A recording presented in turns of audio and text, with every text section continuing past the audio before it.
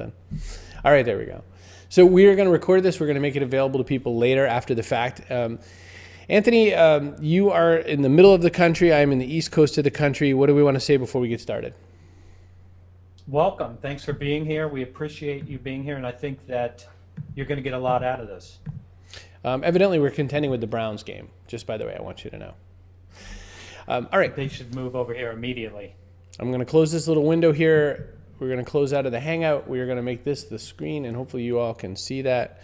I will pop back and forth out of this full screen mode just to go into the Q&A. So if you're asking questions, I might not see them right away, and etc. This is Finding the Superpower of Flight. My name is Chris Brogan. I'm with S. Anthony Anarino. He is at thesalesblog.com. I am at humanbusinessworks.com.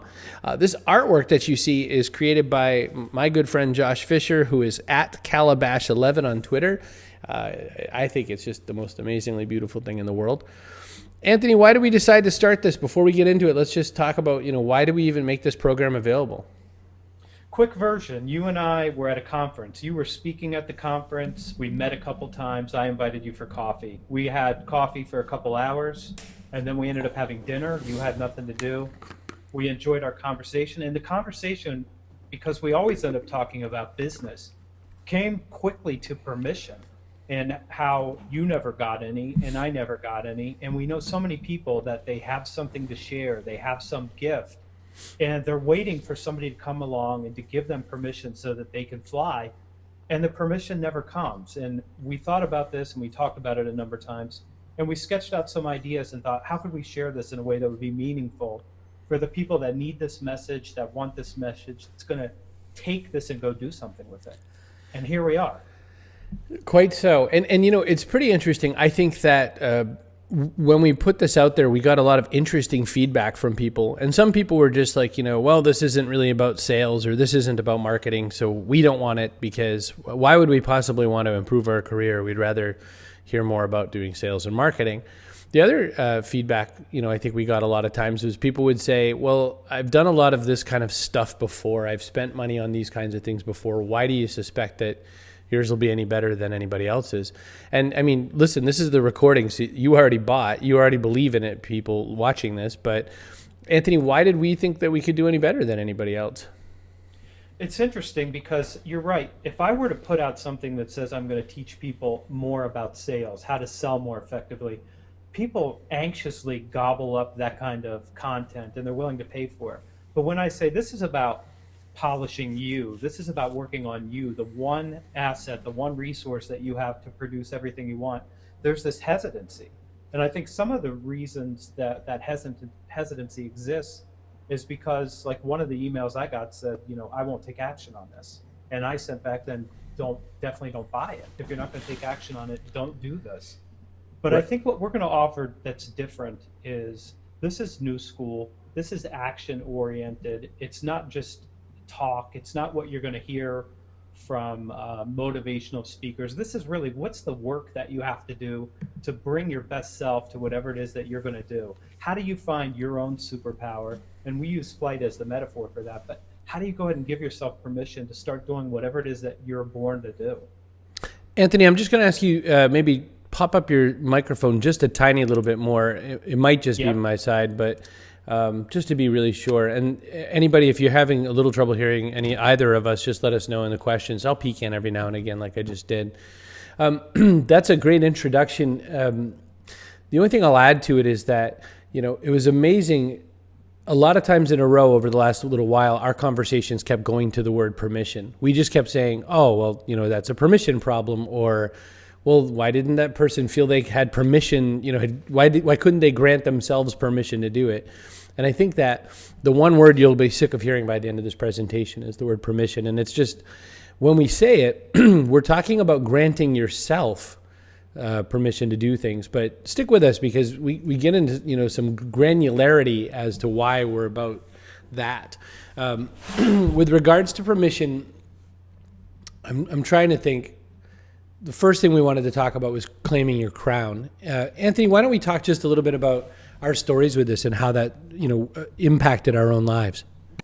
Yeah, one of the stories I like to share about this is a few years ago, 2007, I decided I was going to start coaching and consulting in sales. And I told friends and people that I knew that I was going to start a coaching practice. And I always got the same response from these people. They would say, "Do you have a coaching certificate?" And I would always reply, "No, I don't have a coaching certificate." And they said, "Well, are you going to take classes?"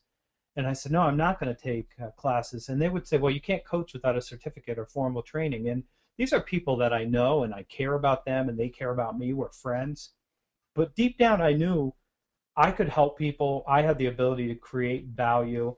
I had the ability to build a business. And at some point, it dawned on me what they were saying is not that I didn't have the ability to be a coach or a consultant. It's not that I didn't have the knowledge or that I couldn't create the value. What they were telling me is I didn't have permission. Because in their mind, you've got to get a certificate or you have to have a diploma or you have to have some organization that licenses you to do what it is you're going to do. And it has to be someone with authority that taps you on the shoulder and says, okay, now you're allowed to go ahead and start doing what it is you want to do. And I got tired of waiting. I thought to myself, I'm missing out on part of my life's calling. I'm missing out on experiences that are going to make my life richer. And I'm depriving other people of the help that I could give them. And ultimately, that's what we mean by claiming your own crown. You have to grab it yourself. What we have here on the slide with this bullet point, the rules have changed, and there aren't any gatekeepers anymore. You're allowed to go out, give yourself that permission, and start taking action. And the sooner you do it, the sooner you start having the life that you want. You know, you might not know the name Lucas Cruikshank, but you might know the name Fred. If you have children of a certain age, you may or may not have been forced to listen to Fred. He came along via YouTube, and my daughter had made me watch one of the videos one time, and I watched it and thought, I want to harm myself because he's just sort of this squealy, high-pitched kind of guy who has now had 3 motion pictures and also quite a clothing line of t-shirts and whatnot with his sayings on them inside of places like Hot Topic. And he's made millions and millions and millions of dollars. There is no one who said, Lucas, you should be an actor and you will go far. The fact that there have been 3 of these movies is terrifying, but he's done it. He's claimed his crown. In my own business career, that happened a lot of different ways. And one of them was that when I decided to just take a lot more responsibility before I was made management, way in the old days when I worked in the phone company, I was in the situation where there were a lot of we employees who just kind of did our job and went home. And what I started looking for was what else could I do at this level that would be interesting. And this goes back to a story that relates to Colin Powell, who has a new business book out, but this is one of his first ever stories. One of his first jobs right out of school was working at Coca-Cola, and he was mopping the floor there. And the CEO or chairman or whoever, the top person at Coke, was wandering by and saw him mopping and just kind of really stopped and looked and said, "Wow, you're like mopping the heck out of that floor." I'm sure he probably didn't say it like that.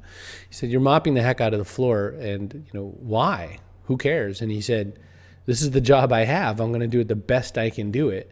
And he just claimed permission over and over again until eventually he was the chairman of the Joint Chiefs of Staff and went on to be Secretary of State briefly before that all came apart in a political reason. But I mean, these are crown claimers.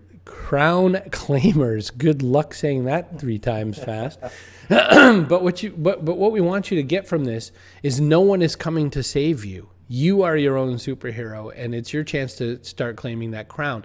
When you look at that, just to break it down into your day, I mean, Anthony, you'll probably have some questions or some thoughts about this too, but what I want to say about that is just ask yourself, what in your day is a situation where you feel like you don't have the authority or the permission? One thing really quick, and then I'll pass it back to Anthony. Here's one for the ladies.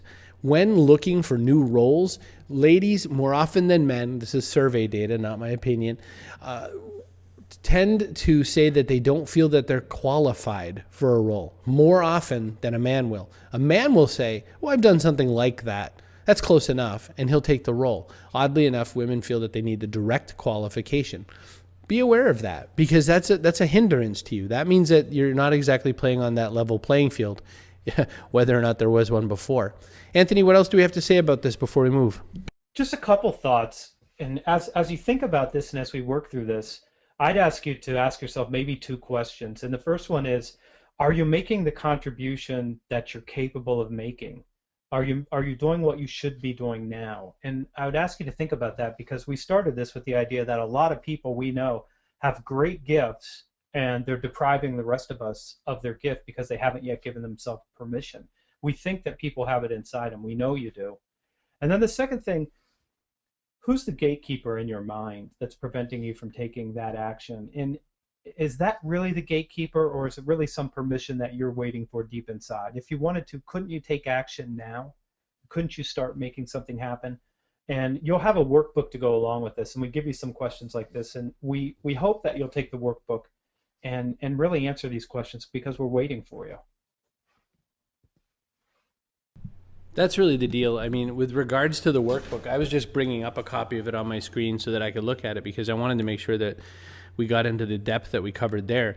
The workbook is not a sort of neato to have something, or rather, it's a 36-page document that goes along with the presentation. We'll provide you access to those files right afterwards. But with regards to it, there's questions in there that we ask you. We ask you questions about, do you even know what crown it is you're looking for? One thing I notice that people do is that they feel envious about other people, but they're not even sure what they're going after. So they just kind of go in circles because they just know that they're envious, but not necessarily about what. So that's something to be paying attention to and consider. I'm just double checking in the question set right now. Let's just take a really quick pause. Is everybody good at this spot right now? Do you hear everything okay? Feel free to answer into the question section. And also, don't hesitate to ask a few questions. We'll grab you as you go along, but I just want to double check right away. Okay, people here, wonderful, delightful. It's all good. That's probably my favorite thing in the world to hear. Perfect. We're diving back in. All right. It was really funny. We made you also an audio program for this entire presentation, and it's separate than this. It's a standalone audio that Anthony and I recorded together. And I swear, in every single one, I would say, this one's my favorite one. And then Anthony would be like, you just said that about the last one, and whatever. So, Anthony, talk about the inner coach, and what does this all mean to us? The inner coach, this is something that I think most people are not going to know what we're talking about when we say an inner coach, but when we flip it and identify the real source of resistance inside them, they're going to recognize it, because it's like family. It's your inner critic, and it's that voice that's built inside you, and it has a good purpose. It lets you fail, it protects you from hurting yourself, but it's also a nag, and it's a real form of resistance when you start to decide that you're going to claim your crown. It says things like, you can't do this, you're going to fail, you don't have the right background, you're going to look stupid. How many times will you fail at this? And it's that voice, you hear it in your head all the time. And what we're asking you to think about doing here is to fire that inner critic and instead flip that and turn it into an inner coach, a voice inside you that gives you the permission and gives you the encouragement and is empowering. I'll share a little bit about my story with the inner coach, because I have a remarkably great ability to talk myself into an unresourceful state. And I know when I'm doing it too. I can feel myself doing it, and I can hear myself, and the voice starts chirping, you're making a mistake here. There's not enough time. You're not going to produce the value you're capable of. People aren't going to like this. And you step onto a spiral, and down you go. And as I thought about this and we worked on this, I thought about, how did I really end up replacing that inner critic? And it was a couple things for me. First, it was long distance cycling, riding a bicycle hundreds of miles. Your voice is constantly telling you to stop, that you're hurting yourself, you should get off the bike, you don't have to do this. But I learned to shut that voice down and keep pedaling. And as long as you keep pedaling, you can keep moving, until eventually I rode a bicycle across Death Valley. And that helped me really start understanding that that voice wasn't real, and I didn't really have to listen to it. I could go beyond anything it said. But the second activity was Toastmasters. And when I really started pursuing public speaking, getting up and speaking in front of other people immediately lets the voice out. It lets the inner critic out, because I think the reason that people fear public speaking is this perception that you're being judged. So you're standing in front of a room of eyeballs staring at you, and the voice is telling you you're not going to be good enough, they're not going to like what you say, it's not going to be funny. And that's your inner critic talking. It's not really the audience's voice, because they have a very different voice. And when you get past the part that you're on stage and you're alone, that there's nowhere to hide, all these expectations are out there in that audience, it turns out that that group of people really want you to succeed. They want you to entertain them. They want you to educate them. They want you to help them transform. And at some point, I got used to this voice and I replaced it because the reinforcement of an audience, once you get past that, you find out there is an audience for what you're saying and that your inner coach is a more powerful tool. Now I go on stage with a lot more confidence. Although I will say this, I can still sometimes talk myself into an unresourceful state, and that inner critic still lives there, even as much as I would try to strangle him or shut him down. My inner critic is really, really loud. And one of the reasons that my inner critic is really, really loud is that, first off, I have severe clinical depression. And so, with depression, you tend to feel bad about a lot of things. But the inner critic is that voice. Like if we haven't really done a good enough job of painting it to you, that it's that voice that's, you get ready to do something like say fitness, and it'll say, oh, come on, you've already tried this a bunch in the past. Why even bother? And it's that voice, and it's a very real thing, and it actually has a process. And so what's going on with it is that voice is supposed to be saying to you, I'm here to protect you from yourself. In case you really hurt your feelings, I want to be there and, kind of dump you before someone else dumps you. And it's totally real. It's the book I read the most about it in was Dr. Matthew McKay's book, Self-Esteem. That's definitely worth picking up if you want. It's pretty dry, but it's a good book.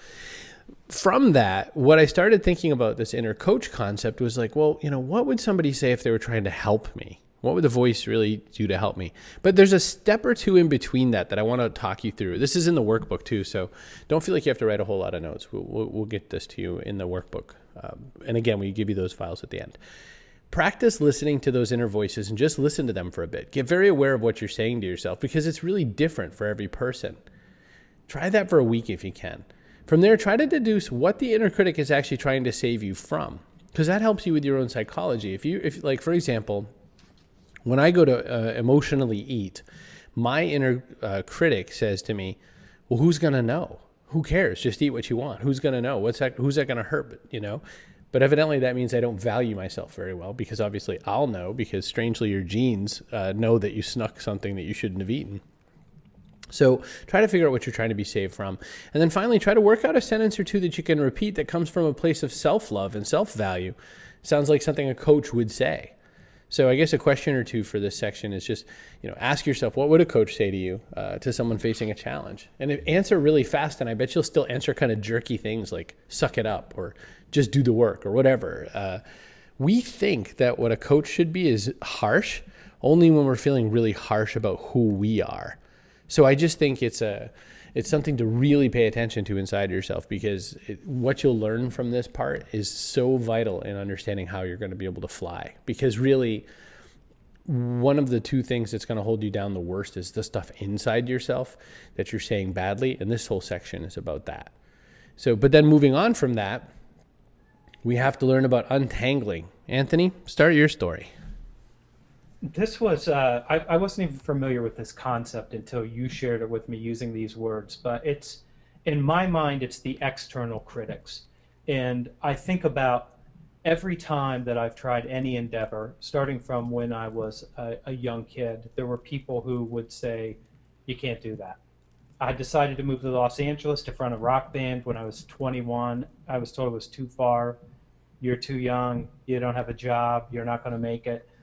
And I understood at some point that the external critics were really sharing their perceived limitations. They weren't my limitations that they were talking about. I really wasn't limited by any of that.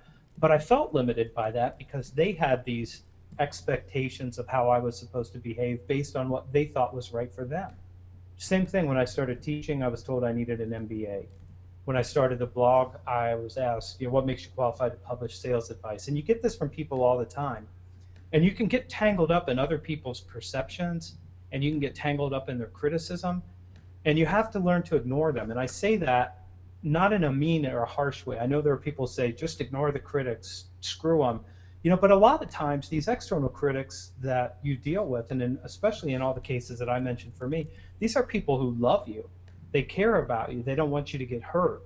Some of them are afraid that when you take off and you start to fly, that means you're leaving people behind, particularly them, and they don't want to be left behind. So you have to untangle yourself. You've got to stop living other people's scripts. And you've got to stop listening to their perceived limitations of themselves. But you also have to remember their criticism doesn't always come from a bad place. A lot of times it comes from love. They're really trying to protect you because they care about you and they don't want to see you get hurt.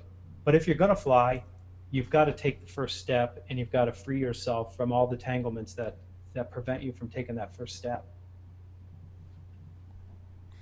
You know, it's a tricky thing, the tangle thing. It took me a long time to really start to learn this, and I've really only started dealing with it over the last year, actually mostly thanks to Jack and her kind of helping me get an angle on this. The tangling thing for me is this whole deal of, you know, listening to what other people are saying and really taking it in. And I think I'm a self-diagnosed overly aggressive people pleaser, meaning that, you know, if somebody came to my blog, a total anonymous stranger, and said, your blog stinks, or I think you're full of crap, I'd feel so awful. Like sometimes it would knock me into bed for 2 whole days because I'd be like, oh, someone thought I was bad. And, you know, of course, it's worse that you get tangled really easily in what your loved ones tell you. I mean, your loved ones can say something, you know, with the best of interests or sometimes with the worst. You know, we forget, like, people who love us and have something, you know, of great intent for us also can say awful things to us because something triggers their rough emotion. Something starts their autobiography going, and then suddenly they really can't help you with your problem. But we think, well, you love me, you're the first resource on my list.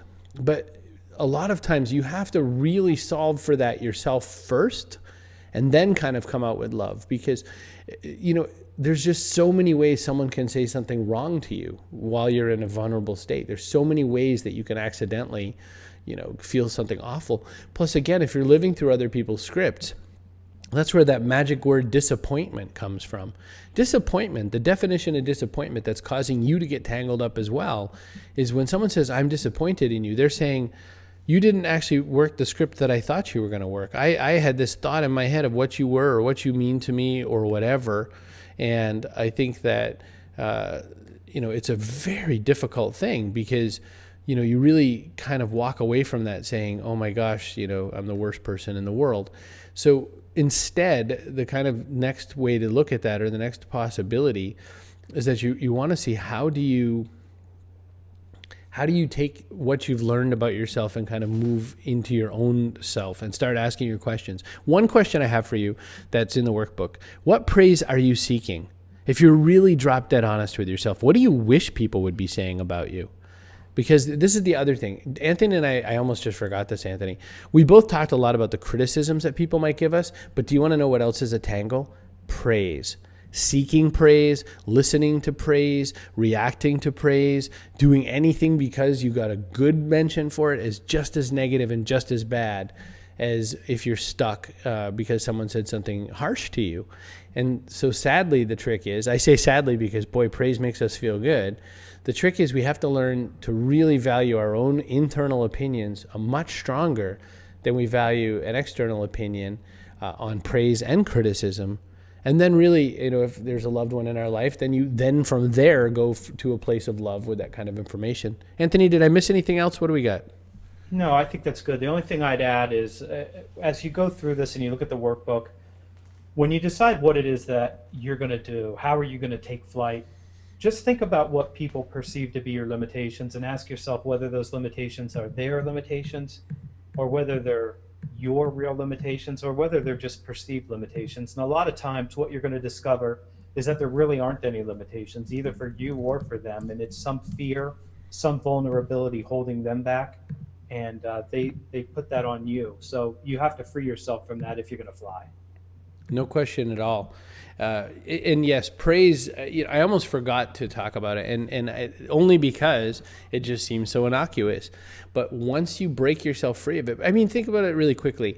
There are times when you could get praised for such a small fish thing, and you could go, oh, look at that, I just hit my mark, I am amazing, and you will go no further than that. You know, I'll tell you an example that seems sort of snotty, but I promise you, if you ever get on the other side of it, you'll totally understand it. When Julian Smith and I got the New York Times bestseller list, and we hit it like just by an inch, like it was like, a really bad week in books and no one bought anything. And so some people bought our book, Trust Agents. When we hit it, we called each other up and like, man, we hit the New York Times bestseller list. We're New York Times bestselling authors. And we're like, yeah. And then he goes, that didn't seem as hard as I thought it would be. And I was like, yeah. And we just kind of like felt crappy right afterwards because we thought like this is supposed to be a challenge. And like we knew we didn't sell very many books that week. And so I guess if we had stuck with the mindset that we were only New York Times bestselling authors, Julian's working on this startup that he wants to change the world. I'm working on something where I've really switched from, how I'd been doing business with really big companies to really helping single professionals. If I had really believed my own, I said really like 7 times, if I believed my own Kool-Aid on this one, then maybe I would have thought, well, this is what I do. I write books, but I don't write books. I'm a business designer. So that's the other part of a problem with praise is that praise allows somebody else to label you and allows you to accept for it. Anthony, we have dream building to do here. This is absolutely the most important number 4 of our 6. It has to be the most important. Learning to love the grind. Most important? Yeah, well, my favorite for sure. My favorite too. It won't be everybody's favorite though, because this is the part where you have to dig in and do the work. And I think you say this in the book that it's not sexy. And it's not the sexiest thing. My story is learning to love the grind. I started writing a blog in 2007. I went out there. I had no idea what I was doing. I was dabbling. I read Chris's book. It looked like a pretty good format to try. And I watched Seth Godin, and I decided to start writing in earnest and try to pull something off. But I started waking up at 5 o'clock to write every day, and I've written a post every day for years. And I know, Chris, you did that for a long time. But writing isn't natural. I don't think it's natural for anybody. It's certainly not natural for me. It's a grind. It takes focus. It takes discipline. And those disciplines don't come easy. And you have to get yourself in a certain state and pour your energy into something that's difficult. But the rewards for me have been great. I've got a pretty serious consulting business now. I've got great speaking fees for somebody with no published book. I've got more opportunities than I could chase right now. And it all stems from learning to love that grind. And that's finding the work that you have to do to get where you want to go and sitting down and doing that work. You've got to do the difficult parts. You got to do the messy parts. You've got to learn to love the parts that other people hate if you want to produce those kind of results. And once you learn to love the grind and you start to come to it, you start to find out that the work that you want to do is its own reward. And you start to really, really get into it that you can't not do it anymore. So now when people ask about writing, and I say I'm a writer because I can't not write. That's the work that's part of what I do. And you have to find a way to love it. Chris, give us your, I know nobody loves the grind like you do. Oh, I totally live it. And the grind is it's a mix of 2 things. It is the absolute grunt work that gets you to the next level, which could be anything. It could be invoicing. If you're a small business and you're kind of a solo person and you've got to invoice to get money from the people that have actually, you've done business with, that's grunt work. That's the grind. But the grind is also practice. And, I won't grind through reminding you of Malcolm Gladwell's 10,000 hours and outliers or whatever. But listen, Yo-Yo Ma, famous cellist Yo-Yo Ma, practices between 3 to 6 hours every day. The best cellist in the world practices 3 to 6 hours every day, has every award you can imagine, just absolutely the best superstar out there, 3 to 6 hours of practice a day. Oh yeah, they're related. That's why he's the best cellist every day. I mean, he doesn't go out for the party. He goes and does his work and then decides, he may or may not get the party. Oh, but you've got to play, you've got to rest. I have a question. How much of what we do to sort of recover or relax is self-medication? I mean, you know how rich, fancy people recover? Do you know how rich people and successful people relax? They take on a new challenge that maybe isn't directly related to their absolute business. That's how they relax. They relax by learning something new. They relax by discovering something and really getting into it. So if you're, I'm not crapping on you for whatever other things you're going to do, but if you say that you're a such and such, you've got to do all the work it takes to do that.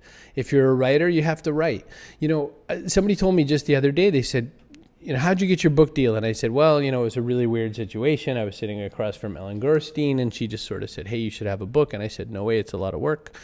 And whatever, it came out, and then we had a book. But the person said, well, yeah, well, that's how I'm going to do it too. Like, I'm not even going to write a proposal. And I said, oh, back that little train up. There was a proposal.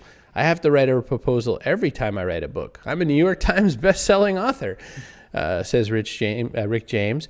But I am also, you have to propose everything. When I send articles to Success Magazine, Anthony and I both write for Success, I have to propose it and they have to accept it. And sometimes I've sent in full-on work instead of a proposal and said, here you go. And they go, oh, we don't need it. So you do have to do the work.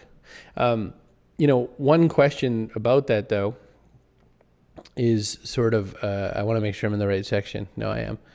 So one of the questions that I have about the grind is sort of, what's the work that needs doing that you're putting off? If you want to really start amazing people, do two things. Do some of the work that you're putting off. Do it every single day, no matter what, and give yourself a reward for it. Secondly, do work for other people that they don't want, that helps make them more successful. And that is a magic trick. That sounds like a Charlie Green thing to say, don't you think? I love Charlie. I know he's out there listening. A couple more questions. If we can get you to take action on a couple things, you've got to put a calendar together and you've got to put the actions on your calendar. And I think that success and learning to love the grind is made up of the daily, the weekly, the monthly disciplines that working your gift is made up of. And I don't know what those are for you, but I do know this. If you have a calendar, you probably live on that calendar religiously, keeping every commitment that you make to other people. And you probably never put the commitments that you make to yourself on the calendar and give yourself that same respect and that same courtesy. And as soon as you can start keeping the commitments to yourself, whether it's I'm going to get up in the morning and I'm going to write, or I'm going to exercise, or I'm going to write this proposal to take the business that I'm in now to the next level because I know it needs to be done. As soon as you start making those commitments, you start making progress. And once you start learning to take the disciplines daily, weekly, and monthly, things start to happen. But they never start to happen until you start doing the work. Two things I want to say. One is that, as this project is being recorded right now, I got an email from all places of Fitbit telling me my weekly stats. And I've been working really hard on my fitness lately, and I've been really working on my health. And Fitbit says to me, this week, it looks like you've already walked 30.59 miles. Well, you've covered 30.59 miles. Not much of it was running, but there was some. And I've climbed 92 floors. On my best day, I did 20 floors all in a row or something like that. That's the grind. I mean, things you do to get healthy are that kind of junk that's really annoying. One of the people, I think it was Ed, asked the question, how do you know if your answers are right or wrong on the workbook? Well, they're your answers. They're answers for you. You're definitely welcome to drop us a line and ask a question about them or something like that. But we're fairly confident you're going to know how this slots into your own life. And if you're not, then by all means, ask questions, ask, peers that you trust, but definitely, it's sort of self-diagnosing most of the questions that we ask. I think we're going to answer that for Ed in the next section. And I think that you're going to be wrong, and you are going to be wrong a lot of the time, and you're going to change course, and you're going to start over. You're going to get knocked down, and you're going to have to pick yourself back up, because that's what happens on your way. There's not I don't know of anybody that has a straight path. It's kind of interesting because when you watch TV biographies, you'll see the person with some hardship early on, but it's a straight path from there to success. And it's not. It takes a lot longer than what we ever get to see. We see the short version of it, but there's a lot behind that. Personally, I've built a pretty decent sized business. I would love to say that it was a straight path from 0 to 40 million, but it was a straight path to 20 million and then back to 15 to 27 and back to 20. And it's not a straight path. And you get on that path and you start pursuing it, and you pick yourself up and you take the path. It's not easy, it's not fast, it's not certain, but you just have to faithfully pursue it, because overnight success doesn't happen overnight. It takes years. If we could get you to think about anything here, it would be get started. Chris shares a metaphor on the airplane. I'll pass that to him to share that. But before we do that, I think that you should think about this. What's the action that you can take today that's going to put you on the path? It's not what's the action that you can take today that's going to guarantee success, because I don't think there is one. But you can step onto the path knowing that eventually you're going to end up and arrive where you want to go, but you're going to make a lot of adjustments on that way. So the game is to keep chasing the dream, keep moving closer, keep finding a way to produce different results until you find yourself where you want to be. Chris, you and I have talked about this on Google Hangouts that we've started to record, but we keep changing gears all the time. This doesn't work anymore. We need to switch. What do you think about this? And share, if you don't mind. I like your metaphor of the airplane, which I think is a good metaphor for Ed. Yeah, well, I mean, let's start there, I guess. So the one thing to realize when you're trying to work towards your success, a lot of people really ding themselves, like say really awful things. Remember the inner critic? You say terrible things to yourself by saying, man, I said I was going to be a this, and then I decided I'd be a that, and then that didn't even work out, so I was a big idiot, and I told everybody I was going to be a that, and then I decided to go back and be this other thing instead.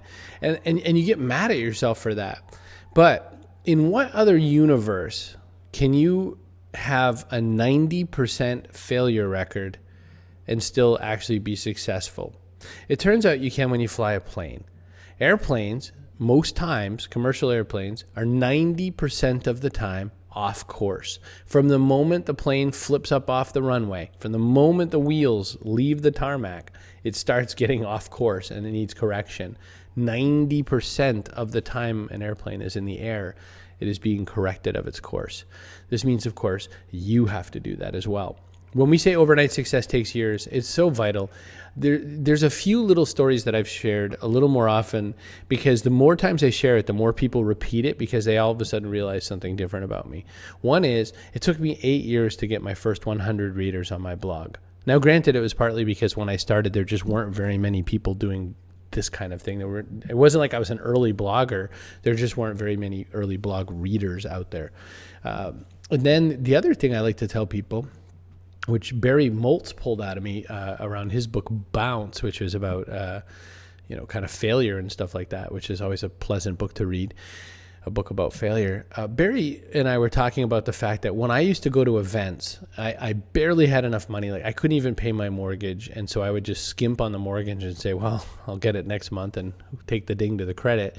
I'd show up at a conference, and sometimes I'd get to the ATM after the plane landed, and I'd try to take out some money to get a taxi into the city or whatever, say it was New York. And it would say no, and then I'd ask for a lesser amount, and it would say no, and I'd go, okay, fine, just give me the balance, and it'd say, well, you're negative 113. And then I found out that maybe bills had been paid and that I didn't have any money in my bank. So I would then scrape around in my suitcase or something, find $6 or something like that to take appropriate subways from JFK to the city. And then I would check in and just pray that they wouldn't mind that when they swiped my card, it bounced. Because I had already paid, it was just for incidentals. And I said, if I promise not to have incidentals, will you promise not to care about that until I can fix it? And then I would, if they didn't have any food at the event, sometimes I wouldn't eat at the event. But the reason I was there was that I was prospecting for business, and I was looking to be seen and be around the kinds of people that I needed to do business with. And it worked. And I went from, sometimes having ramen noodles or no food at all to being able to afford what I want to eat. And that's, with regards to the overnight success, that's a kind of a long story to give you a really important message, because so many people want something fast. I had a guy tell me just the other day, Anthony, he goes, I've been blogging for 2 months already, and I only have 80 people reading my blog. What do I got to do to get more people? And I felt like I wish you were right here, because I'd put my finger way inside your nose and pull out your boogers, because I would just be so frustrated. 80 people in 2 months. That was better than me. It took me 8 years to get 100. He's killing it. Yeah. So, one question to ask along the way, especially about that, we just told you you've got to love the grind, but can you imagine it's going to take you years of the grind to get what you want? Here's the question. How can you look at your goals and your vision? How can you make sure that you can do this over time? Like, what kind of thing can you put in front of you as a daily reminder of what you really want? See how it goes back to vision, though, because if you don't have a real tight sense of what you need to do next, you're doomed, aren't you? Anthony, I don't know. I think you've kind of covered your bits here. Do we want to move on to the next one? Let's double check really quick on questions, too. Just two quick questions here, too. I would add, if you're not producing the results, we asked this question in the book. If you're not moving closer, what do you need to change? it's not a straight path, and it's not overnight, and it's not straight. So ask yourself what needs to change. And I think, Chris, you asked a question in this section of the workbook that's important too, and that's, what are you willing to give up? And I think that people underestimate what they have to give up to take that journey, and especially I think they underestimate the time that they have to give up. It takes time to pursue this. It takes time to learn, and all of this is part of the grind. And over time, you find your way, but you do have to make sacrifices along the way. You know, the reason that there's something like a one-hit wonder is because sometimes the record industry comes and says something that makes it very, they do something artificial to get that person to become a star. And every time the record industry has done that, the star vanishes. Right now what I'm thinking about is Carly Rae Jepsen and Call Me Maybe. And before that, Rebecca Black with Friday, who's a YouTube sensation. And I just wonder, how many more songs do they have in them? Every now and again, they surprise me, but a lot of times these quote overnight successes aren't. But let's go back again for a second. Rebecca Black, totally a fake overnight success.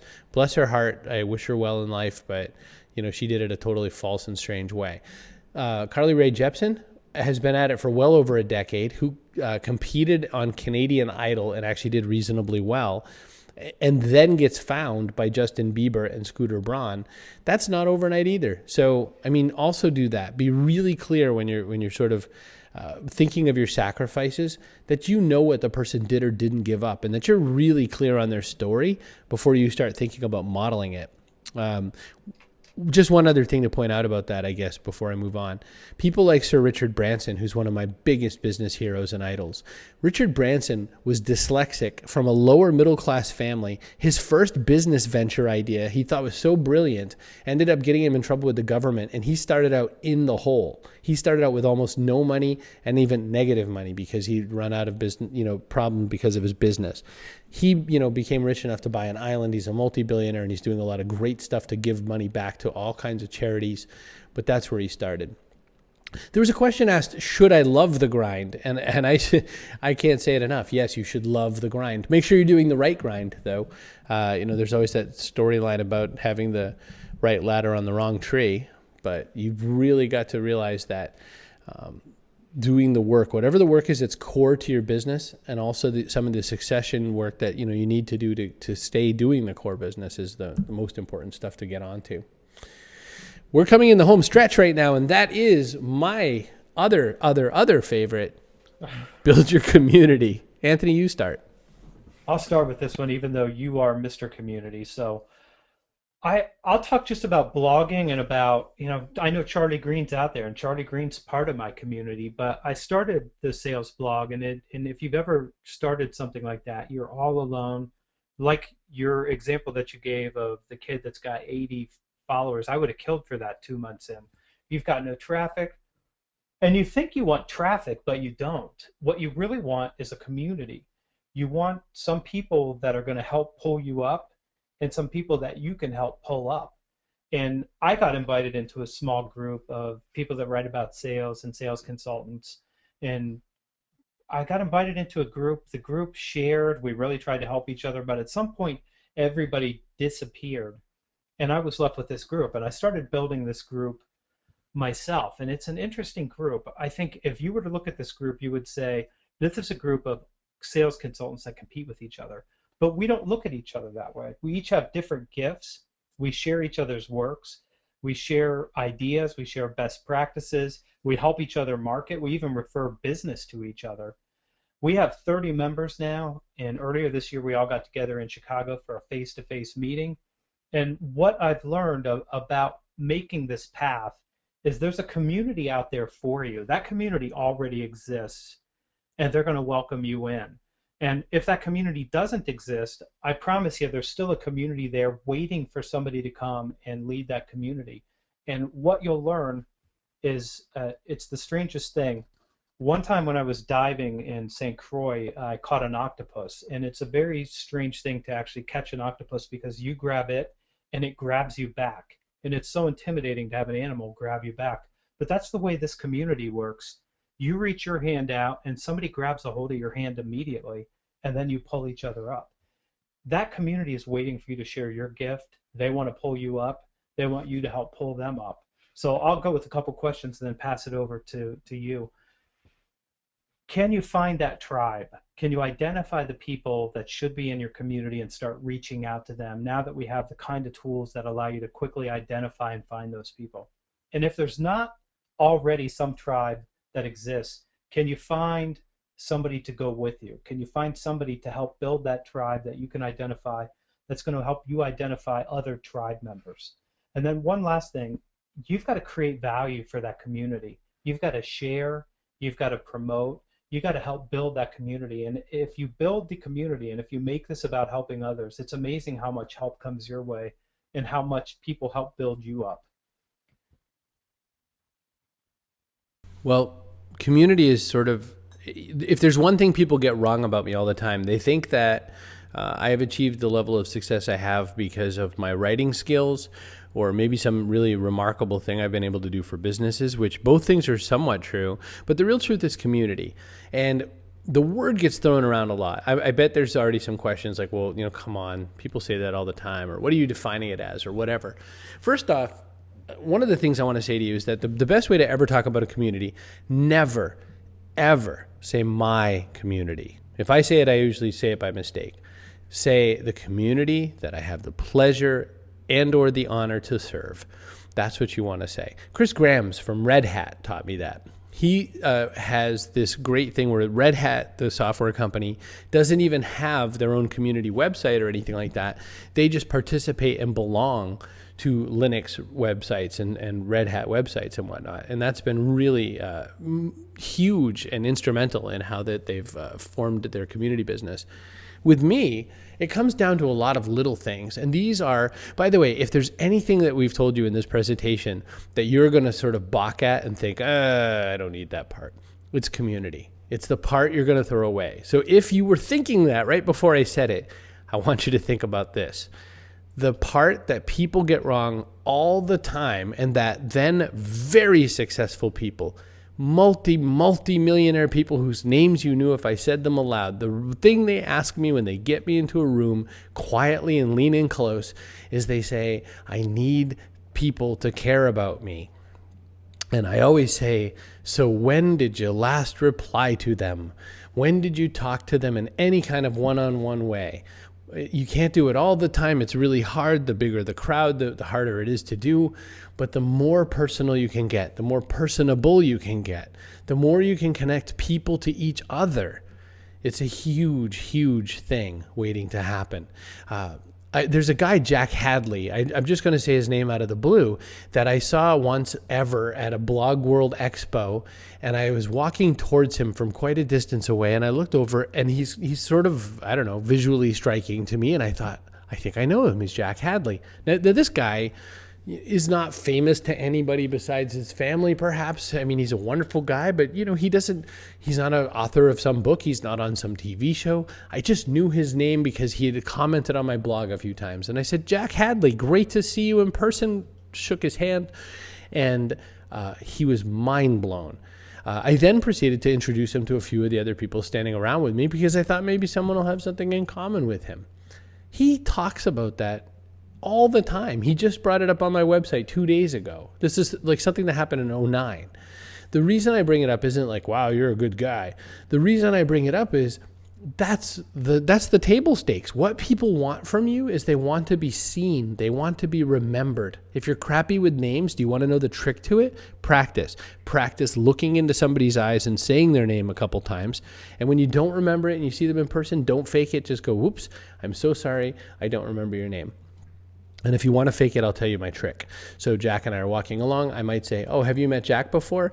And as you shake Jack's hand, she'll say hi, and you'll say, my name's Dave. And I'll go, Dave and I know each other from, and then we'll all be back on track. There you go. It's a magic trick. My question for you, how often or how much time in a day are you spending on community tasks? People think of community. Community falls into your should bucket, doesn't it? Oh, I should do that. I really should do that. I should go back and comment on people that comment on my blog post. I really should email that person and say thank you because they were really nice and made a nice introduction for me to this other person. Should is the sign that you're not looking to fly yet. The word should does not exist with your cape and your tights. Quick image of Charlie Green in a cape and tights. Should is something that you don't do. You know, it's should is one of those things. I mean, if your inbox, if you deleted all the shoulds from your inbox, you'd have like at least 1/4 fewer emails right now. So I think I just want to leave you on that note with community. What could you do today for the community that you have the pleasure to serve? What could you do to improve their experience? And really, the next question is, if you haven't read and fallen in love with something like Keith Ferrazzi's Never Eat Alone, or even better, I think, Tim Sanders' Love is the Killer app, why not? Like, why aren't you embracing your community in that way? Anthony, what else didn't we say? I'll throw in trust agents. And, you know, my experience with Chris with community is he really is agent zero. And he'll connect you. He wants to connect you, and he wants nothing out of it except for to help nurture the community. And I think that's, if I were to wrap community up in a word, it's caring. If you care about the people in the community, they care about you, and you all get a lot further that way. You know, speaking of caring, I want to make available to the people that are here right now some time for Q&A. But before we jump into that, the thing I want to do right before that is I want to tell you how to get the files that we've created for you. We did a lot of work to make this presentation. We also did a lot more work to make it not just a one-time thing for you. We just really wanted to give you something to come away from. I will type this out, but you don't have to worry about it. You'll get this in your email address. Rob is listening, and Rob will also send an email. This will all be wonderful stuff. You want to go to hbway.com/flight files.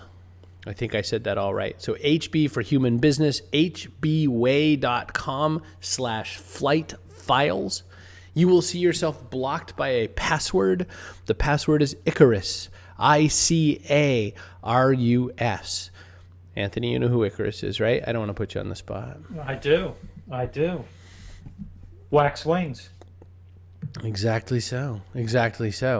So we are going to go into some questions and answers, but realize this: you've got an audio book there, the audio presentation there that Anthony and I put together. It's just under 50 minutes. You can play it as many times as you want. We also have in our repertoire over there, you will have access to this video. You will also have the workbook, which is 30-something pages of yummy. And then you will also have later, after we do the work to get it done, some transcripts to go with this as well, if that is useful to you. So we want to take this time. First, we'll say thank you. But second, you're here with us right now. The people who are here live, feel free to ask us some questions. People who aren't live, we'll talk to you and get a chance to respond back to us as well. But any questions you want, just file them right on in here. And so I'll start with this one. Kyle says to me, how about one important tip from each of you about getting into the habit of loving the grind? Me first? Sure, what the hell? Wake up 1 hour earlier and train yourself not to hit the snooze button. And I know that that's a big ask to say get up early and don't hit the snooze button. But here's what I know. That 9 minutes, I don't know why they default to 9 minutes, but you hit it once and it's 9 minutes of your life that's gone by. It's not a tragedy. And then the second time you hit it, it's 18 minutes. But you probably hit it 3 times, and you have every intention in your heart and in your mind to get up early when that alarm clock goes off, because there's something inside you that you want to be. And by hitting the snooze button, you're hitting the snooze button on whatever that dream is. And I think if you get up early, you give yourself the time to do that, whatever it is that work is, that you can't do otherwise. And here's what my experience is. I've shared this with a lot of people, and anybody who adopts this, I get a letter, an email, I get a call that says, this has changed everything about what I do. The reason I get up at 5 is because between 5 o'clock and 6:30, no one is awake in my house. No one wants my time. No one wants my attention. And it allows me to have a clear brain. I got a clear mind to do the work that I really need to do before the world starts making demands of me. And I think if you get up, you can find that motivation to go and do whatever it is that you need to do. And I promise you, if you do it long enough, it becomes easy. And when you start doing the work, it's never easy at the beginning, but it does get easier. I say this, it was interesting, Chris, as you were talking about that commitment. I can't not write. So it's changed for me. I love the grind so much. If I can't write, I feel bad about not writing because I want to write so bad. But you get that feeling only after some time of pouring yourself into the work. One of the tips of on kind of learning to love the grind is set yourself some really small goals and achieve them. For example, fitness is an easy way to talk about it, Kyle, is with regards to my fitness, I want to see 5 pounds gone this week. And so to do that, that's a little more than what you normally should expect to see gone, 1 to 2 pounds. And by the way, pounds is like a dopey way to actually measure weight loss, but where I'm not yet ready to drop a waist size, I'm just using this as kind of a carrot. So I'm going after that. And so when I say that, what it's doing for me is when I get up pretty early. I wake up about 6:30, and I actually go to bed very early. I go to bed about 8:30, which, by the way, Carlos will be talking about this in a second. When I get up really early, I try to move my body first thing in the morning. I've now started doing this thing I've been calling, I think Jack said it first. It was called 30 walk, just the number 30 for 30 minutes, and just going out for a really brisk walk, listening to music and whatnot. And I try to do 1 or 2 30 walks every single day, at least one. And in so doing, now that I've been sticking to it, I've seen the weight go down. So I'm down 12 pounds, not 5 on the week yet. I have till to the end of tomorrow to get that 5. Right now it's actually closer to 3. But look at that. I mean, if you don't aim for 5, you don't get it. So that's the deal there. The community angle has been hard, says one of our friends. And I would say that, in my case, the community angle was my favorite, but that's, I love people. I make sure that if you don't love people, it's really hard for me to say, go do the community angle. And some people aren't into people, and that's totally okay. So I guess it's really important to point that out, though, is just realize that there's multiple ways to get to the finish line. Do you have anything you want to add on community, or do you want to go to the next question? I'm cool going to the next question if you are. All right. Carlos asks or says, maybe I shouldn't ask names. I can't tell. I should probably be more anonymous. I don't know. You talked a bit about energy. So many diversions, attack the energy: sex, alcohol, TV, information, consumption. How to begin the love your grind? Do you have to balance all of them? I'll tell you my answer first because I don't want Anthony to taint me, and I don't want to scoop him in case my answer is better. So you have to learn to cut and pair. I will tell you that I am an utter Renaissance man. I am an artist. I am a musician. I am a writer. I could probably do theater, except I can't remember lines. I'm really good at improv. There's a lot of different things I can do. I was a technologist. I was building software and technology and building data centers and whatnot. I have all these different skills. But until I started pairing and pairing and pairing more, that's where everything started to work. I just went through 1.5 or so turbulent years, business-wise and personal-wise. And in the business side of it, the reason was I was starting to become all things to all people, and I failed. The more that I started paring it down to just a few things, the better it is. And let me say one thing, Carlos. I read none of the famous, super popular blogs that everyone seems to think they need to stay up on things. I read Charlie Green, I read Anthony, I read Christopher Penn, I read just like a handful of blogs. And you know why? Because if something is really important, you're going to tell me about it. But I'll tell you, there's nothing in my day that cares on what day the iPhone 5 came out. I'm waiting until it tells me it can drive the car for me. So that's the answer to me is no, I don't balance energy. I delete as many human things that I can to make sure that I've got all the energy I need for what I want to do. Anthony. I have some thoughts on this. I think your energy changes throughout the day, and I think that you have to figure out what time is right for you to do the focus work that you need to do, and what time is it okay for you to be distracted. And maybe if I share with you what works for me, it'll resonate with you. But my best focus time, I have 2 during the day. So early in the morning, when my mind is clean, I shut off all distractions. When I write, I use a program called Writer. I know we've talked about Charlie Green all tonight. He thinks the show's about him. Charlie uses the same thing. It shuts off everything on your computer except for one clean white space to start writing. And it plays some sort of music in the background. But every distraction is turned off because that's time I need to focus to write. And you only have so much energy that you can devote to that and pour into that before things start popping up. Later in the day, after lunch, I'm not as focused, and that's the time where I can go do the scanning. And one little tip I'll tell you about scanning, what Chris said I think is important. You've got to find some people that you trust to synthesize for you. You can't read everything, you can't pay attention to everything, but you can find a few people that you trust to follow, that you believe are going to synthesize what's important, so that you only have to take a drink from a smaller stream than trying to keep up with everything that's going on around you. The second time I get my energy back, reading, doing any kind of work like editing, I'm good at that at 8 o'clock, 9 o'clock at night. I have another block where I'm good. So I've tried to fit the work that fits the energy. And by doing that, you bring your best self to whatever it is you're doing. And when you need to be distracted, it's okay. It's to me, with regards to things like that, I found that I can't even do that. I can't use OhmWriter because to me, I don't ever want to be at the mercy of the tool. So I learned this from something I read about Ernest Hemingway, that he'll like grab a typewriter, a napkin, a piece of paper, a notepad, whatever he could do to move words down to the page in his day. So I write into anything. The only thing I try to do is make sure I save it to the cloud, because I lose my mind if a file is on my laptop and I'm over on this computer or it's on that other computer or whatever. If I can just save it to something like Dropbox, Google Drive, Amazon Cloud, SkyDrive, Evernote, that's good enough for me. C is for cookie as well, by the way.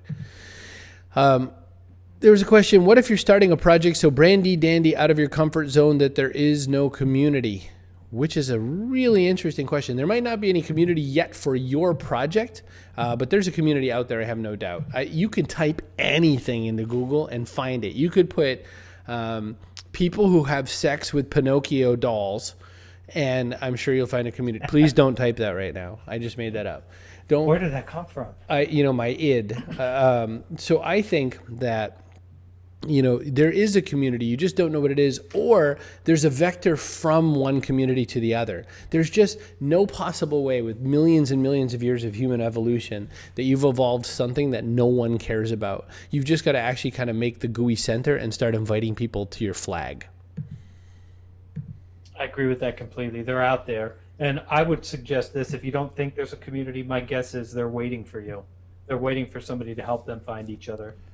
Yeah, being the first to your own community is way more fun than being the chapter member of somebody else's, just FYI. Amazingly good question. Could you share a quick tidbit about how each of you plan out your goals? Me first? Sure, what the hell? I have a complex process for that, which includes an executive coach. So I use a coach, and I sit down and I write a life plan, and I revise my life plan every quarter. But I go someplace where I have solitude, where I can be alone, where I can sit down and do the work of thinking, what is it that I really want? And I'm bad at goals because I can have too many. So I think what I've learned about myself over the last couple of years, using coaching and really spending more time being introspective about what do I really want, it turns out that I really only have 2 or 3 major goals at one time. And my process for that is to decide first what's most important. For me right now, the most important goal that I have is a book, and I'm writing that book. I've taken the time to outline the book. Like Chris said, I've written the book proposal, even though I'm not ready to give the proposal to anybody, and I've hired my own editor. So I've got due dates where I'm turning things in. But I do this reflection where I say, what's the most important thing for me in my life? Because it's not just about picking a goal and going after that goal. That goal has to fit into some bigger structure. And what is that bigger structure? And I think it's life design. What do you want your life to be? What do you want your life to mean? And I look at it as chapters. I'm a week from 45 years old, so 45 to 50 is a chapter. What ground am I going to cover, and what are the key elements of that? And it turns out there's 2 or 3. So my recommendation would be, if you're setting goals, find some place where you can get some solitude. Sit down and reflect on what do you really want from your life, and then think about what are the 2 or 3 things, and not more than that, because you can't, like Chris said, you can't be everything to everybody. You have to decide what's most important and really spend your time and energy there. We couldn't be much more different in the process, but I know that the sort of the end product is fairly similar. That we come to the same kind of place. But I do not go with an executive life coach. I mean, I think coaches are amazing. I just haven't used one for that yet. I've just used one for speaking. But the way I do it was something that Bree Pettis, who is currently or just previously on the cover of Wired magazine for his MakerBot store in New York. Bree and I had a phone call 6 years ago, and he said to me, you know what my dad always told me, which is always the best advice you're ever going to hear is somebody's dad's advice. And he said, my dad said, take a big white piece of paper and write down anything you think you want, and then kind of more exactly what you think you want, and figure that out. And then whatever you put on that piece of paper is what you're going to accomplish. So I do believe very much in the place of solitude. I believe that you cannot figure out your goals and your vision while you're kind of in the middle of the grind. You need to retreat. It could be one day, whatever. You've just got to get away from humans and do your retreat. What I do I have a few different things. First off, I never do resolutions. Every year at the very beginning of the year, you will see at chrisbrogan.com right on January 1st, without fail for several years, my 3 words. I figure out 3 words that are going to really sum up what the goals are for my, kind of personal life and or how that interrelates to my business life. And so, the thing is, sometimes it works, sometimes it doesn't, sometimes I've got the right idea, sometimes I don't.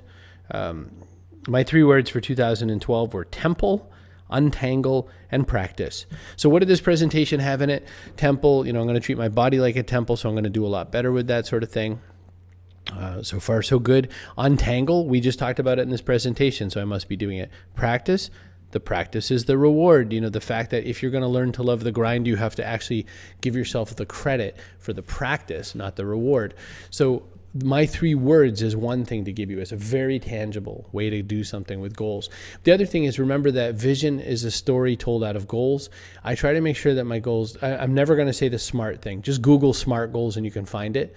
But I do try to make sure that my goals actually have a date on them most times, because then I think it's going to help you get somewhere.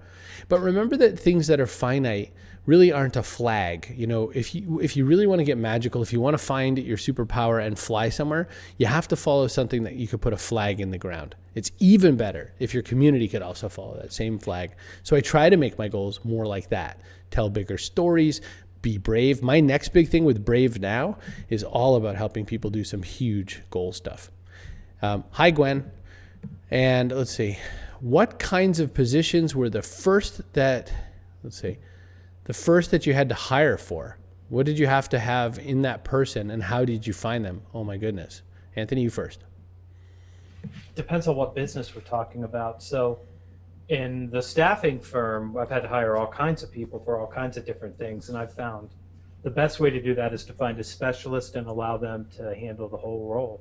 But in the coaching and consulting, we've got Charlie on the phone, and Charlie and I put a project together, and we actually hired somebody. Actually, the first thing I had to hire is an accountant. I'm not good at books. I don't want to do them, and I'm happy to pay somebody to do my books for me and keep track of everything. That's the first thing, and I would say maybe that's the first recommendation I would make. Whatever you're not good at and you hate, if it's not the core of what your gift is and you can outsource it to somebody who loves it and they're better than you, outsource it. But Charlie and I now have somebody that makes cold calls on our behalf to book us on consulting and speaking gigs, and some gigs that we're going to do together with Mark Hunter, where the 3 of us are going to put a road show together. So I think find a specialist and outsource what doesn't work for you. That's fairly similar to what I had for a situation. I hired a grown-up first. Rob Hatch was my first full-time hire and stays on right now with me as my chief operating officer. And I asked Rob to be my grown-up. I also hired him to protect me from myself. I have a really bad habit of saying yes to too many things. I have a really terrible habit of making sure that I don't do a lot of good follow-up. So Rob does a lot of that for me right now. The kinds of things that we paid for really quickly were somebody to help with invoicing and billing type stuff, and an accountant and that sort of stuff. I mean, there's grind and there's grunt, and there's a lot of grunt work that should be outsourced. Things that I get outsourced in my own life, by the way, laundry. I figure it costs me $1 a pound to get laundry done. but I can make more money than that buck a pound, so I can kind of earn it. So I think you start looking that way too, Ajax, is you start looking for what else could you hire for. If Anthony and I agree on a handful of things, I think we agree on a lot of things, but if one of the things we agree on a lot is value transfer, and sort of, if you're doing X and you can get more value by then doing this other thing instead. Like, we invest in our education, we invest in the tools of our business, and that's the thing that we spend our money on most, is, you know, things that are going to grow our capabilities. Well, that includes things like having a laundry person. So I don't know if you had another sentence on that, or do you want me to go to the next? Just one more. I love this, the difference between the grind and the grunt work. The grind is the work that creates value. I mean, that's the core of your gift that you're doing. No one else can do that. You can't outsource that part of you to somebody else. It just doesn't work. But the grunt work you can absolutely outsource. If it doesn't create value, if it doesn't help you do what you really need to do to be valuable to other people and make that mark, get rid of it. Indeedy true. So Renee says, I can't remember if I'm supposed to say people's first names. Hi, Renee. As a follow-up to the issue of paring down, how do you determine what to pare down? You can't be everything to everyone, but how do you determine where your gifts are best directed in a situation where each person wants a different gift? Well, Renee, I'm going to say the most crass and dirty, yucky thing in the world: money. Rob and I do things like, you know, if my speech... In 2012, I charged $22,000 for a speech. In 2013, I'm going to charge $25,000 for a speech. That's for an hour or so of my time, plus some airplanes and some other junk and whatever. It takes a lot to make me justify something that is not going to make me $25,000. Now, remember, I don't get that every single day, and I'm not, you know, just bagging millions of dollars or anything like that. But what I look at is this worth my time and my value, and is this in any way reusable?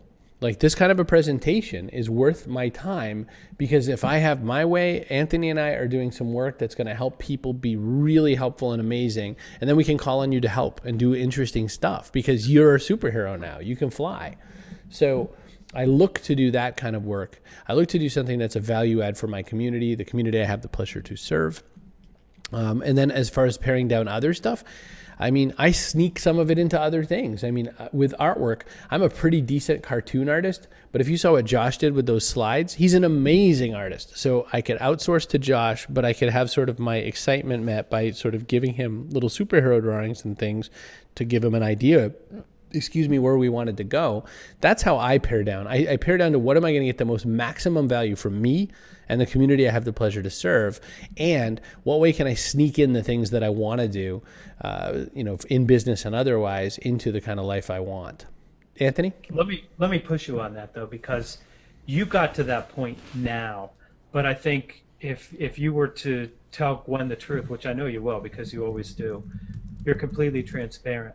You don't get to that point without making a bunch of mistakes on the way, right? You say yes to a bunch of projects because you want to help somebody, because you want to be nice, and only later on do you figure out, I'm probably not the primary person to be the value creator for this project, because one, I can't give it my full attention, two, it doesn't further me with my goals, and you get to some point where you can say, honestly, I'm not the right person for you, but I could help you find the right person who is. But you don't get there very easily, do you? And no, your experience over the past couple of years has been probably, there's a trail of commitments you wish you didn't make. Oh, you could fail all the time. And Rob, who's still on the call, is laughing right now because he knows who I'm thinking of when I'm saying this. But, you know, I said yes to an event, and I needed the money really badly, and I never negotiate my speaking fee.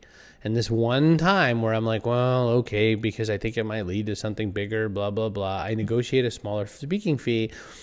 And I had a grudge the whole time I was there, because for some reason there's this weird judo that happens where someone, knows that they're getting some kind of a value, and then they think, I will milk even more value out of this and even more. It's like strangling the goose that laid the golden egg.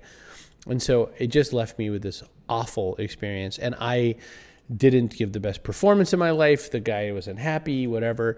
I say yes to things all the time that I even create. I mean, my writer's class that you're part of, and Gwen on the call is part of, and Renee and a few of you, the way I've got it done right now with the multitudes of homework is tricky, and I have to re-engineer it so that I can actually manage it a little bit better, because correcting and grading 77 people's homework every single week, it turns out real college professors don't do that, nor do any grade level professors. 77 pieces of deep writing analysis can't happen every week, so I had to retool it. So Anthony, I fail all the time on the way to that one. Yeah, I think that's the path. You say yes too many times, and you start to learn that you've got to make adjustments. And I wrote a post about this. Don't you hate when people say I wrote a post about this? Just about a 12-step program for saying no, because you have to learn how to say no to things that aren't really right for you. Even though you care about people and you want to help, you can't be everything to everyone all the time. Absolutely. You know, I'm going to move to the next question, but I mean, if we wanted to talk about failure, you know, give us an hour or something. Actually, you know what? Anthony, you and I are going to record a Flying Galt Brothers, and anybody who follows us on Twitter or Google Plus or whatever will see that happen, and we'll talk about failure there. Okay.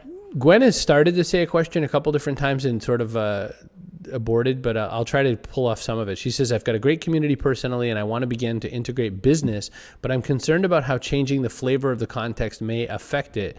And then it just kind of goes off into the woods. But what, I mean, that's a good question. So first off, what if, she's tried again. Is it possible to have a completely personal and business audience on the same blog? chrisbrogan.com. chrisbrogan.com is a personal and business blog. When you ask that question, though, what you are saying is, can I talk about how I watched Honey Boo Boo last night?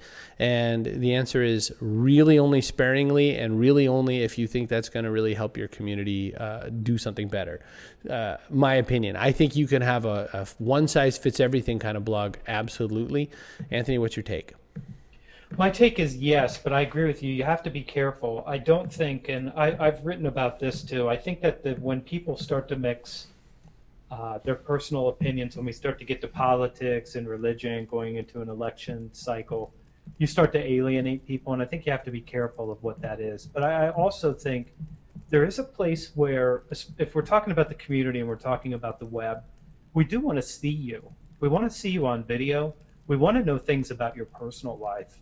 We want to know who you are, because we want to have a relationship with a person, not a website. And giving us that view where we can see the human part of you helps us connect. I don't think that you get the same connection if you're not willing to share some of that. This goes back to the presentation on that inner critic, because it's really your inner critic that's telling you, I really can't say that.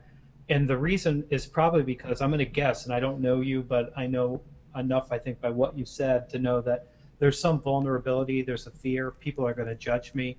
They're going to think this about me or that. And you're on the phone right now with two guys who have made lots of mistakes, but one of them, actually, I sat in the audience and watched him talk to 4,000 people about poop and a potential deal with American Standard. And that's an act of bravery. He's vulnerable because he knows people are going to judge him as soon as that comes out of his mouth.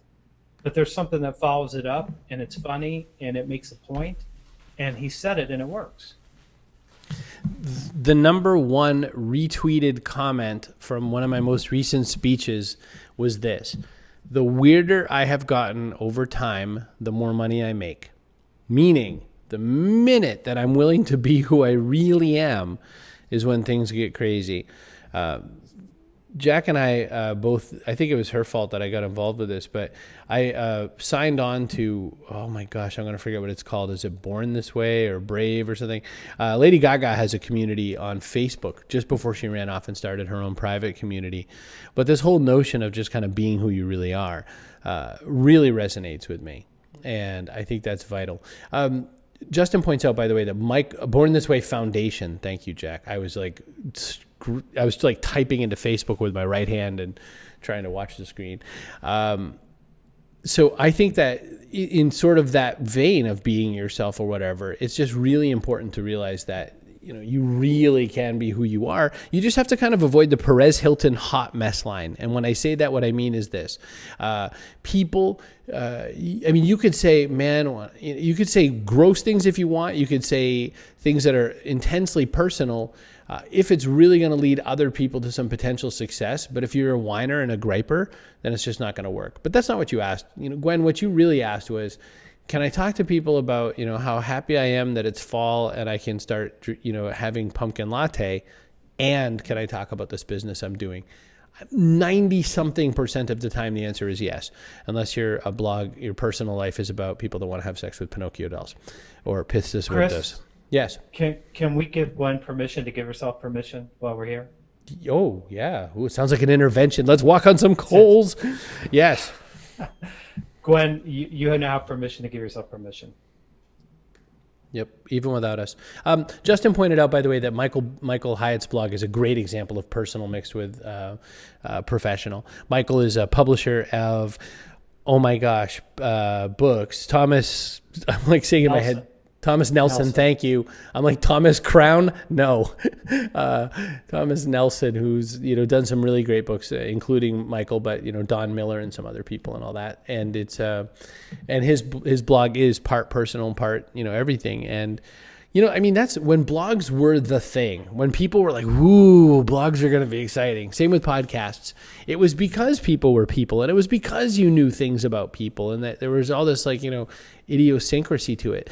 My company, Human Business Works, believes strongly that being who you really are is a core facet of business, because we're sick of people saying to us, we, the royal we the people of, the organization, or thinking that because you work in a company, you should also have to work in a cubicle. I really feel like, it's really funny. At the same time that Chipotle is working to have all, cows and pigs and chickens and whatnot let loose so they can sort of roam the side of the country and that they'll pay more for it, and so will we. I feel like, why can't we now let our cubicle farmers go and let them loose to their own environments? I mean, Anthony, you work where mostly? You work in that office that you showed at the beginning of the video, or where do you work mostly? I have a number of offices. I have an office downtown Columbus, and I have this office, and then I have an office that's off-site that I rent. So I have a number of places. It depends on what kind of work I'm going to do. Yeah, and I used to, Rob and I both had offices. We had one in Portland, Maine that was up like 5 flights of stairs. That was the company health plan. And I had one that was across the street from where I live right now, like down just a little ways, and it was below a movie theater and above a comic book store. So a nerd's like total heaven, like the Batcave. But my office now is, anywhere I want it to be, and I get much more productive out of that. And part of that came from giving myself permission a long time ago not to have to commute to where the people are. Most of us on this call don't have a must touch the person kind of business. And even if you did, then it's still, the goals and everything we talked about in learning to fly, this is do it on your terms. And so, the chance and the opportunities to do that. There's no questions in the queue, so we're going to give you a chance to do a couple more questions, or we're going to kick you out. I've already given you how to get to the files. It's hbway.com/flight files, and then it's the password Icarus, all lowercase. We'll be sending that out in an email. You'll be getting this recording. You'll be getting a transcript from this. You'll be getting the audio that we put together in a couple different formats. You will also get a chance to look at this workbook. Please take the time and go through the workbook. It is not an after effect. It's maybe better than the presentation. Who knows? But Anthony, as people are giving us their last question because they have this one last chance to dig into us, what do we forget, or what else do you want to add, or how can we make this even better on the way out the door? Thank you for being here. I mean, we really appreciate the support. We appreciate you showing up, and I definitely would like to see the result of this. So if there's some piece of action that you've been putting off that you need to take, and you take that action, I'd love to know. I'd love to get an email. And ultimately, the other thing I would ask, if this helped you in any way, I'd love a short note about how it helped you and what you think about it. My last name, annarino@gmail.com. And I'd love to get an email, and I think, Chris, you would too, huh? Oh, sure. What the heck? Listen, I want to say one selly thing, and it's to you, though. It's for your opportunity. This course was made available by humanbusinessworks.com, which is my company. And I only say that to say the infrastructure that built it is at humanbusinessworks.com. If this is interesting to you and you wanted to promote it to other people and you wanted the opportunity to stand to make some money doing such a thing, the opportunity exists for that. And the reason I want to tell you about that is this. We give, on most of our projects, we give 50% revenue back. So when we make all of this information available at either $97 or maybe even more, that means you make half of the money you paid to be here back in one sale. If you make 2 sales, you have just negated the cost of you being here and or help 2 more of your friends come. I know this sounds like selly pitch, but what I'm saying is, hey, kind of neato, huh?